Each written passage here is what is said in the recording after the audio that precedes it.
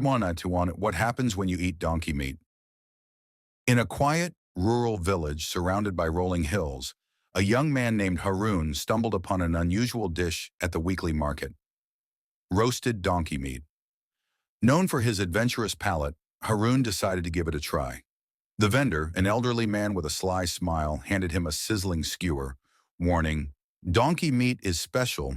It carries stories within it." Harun laughed off the cryptic comment and took a bite. The flavor was unexpectedly rich, with a slightly gamey edge, unlike anything he'd tasted before. Satisfied with his choice, he bought a bundle of meat to cook at home and headed back to his small cottage. That evening, Harun began feeling peculiar. His senses sharpened. He could hear the faint rustle of leaves outside, smell the distant rain on the horizon, and even notice subtle changes in light. It wasn't just his senses that transformed. Strange thoughts began flooding his mind. Memories of galloping through sunlit valleys, braying at dawn, and standing steadfast in the face of heavy loads surfaced, as though they were his own experiences. Confused, Harun brushed it off as fatigue and went to bed. But the next morning, he woke to find his ears had grown longer and his voice was hoarse.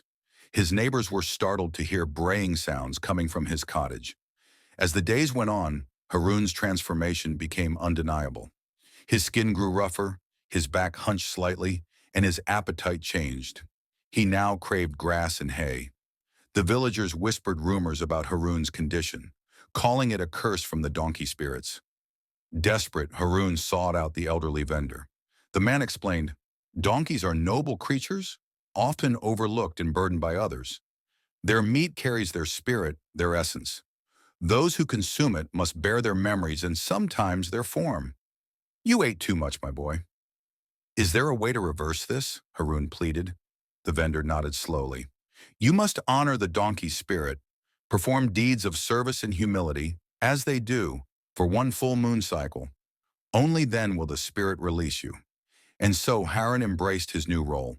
For the next month, he helped the villagers carry heavy loads, plowed fields, and transported goods, all without complaint. Slowly, his transformation began to reverse.